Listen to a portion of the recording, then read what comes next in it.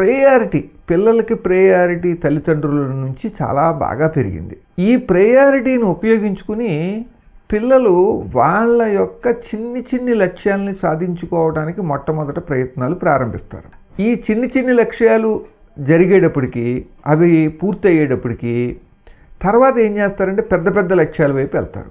ఆ లక్ష్యాలు మంచివి అయితే మంచిదే, కానీ ఆ లక్ష్యాలు చెడ్డవి అయినప్పుడే ఇక్కడ సమస్య ప్రారంభం అవుతున్నది.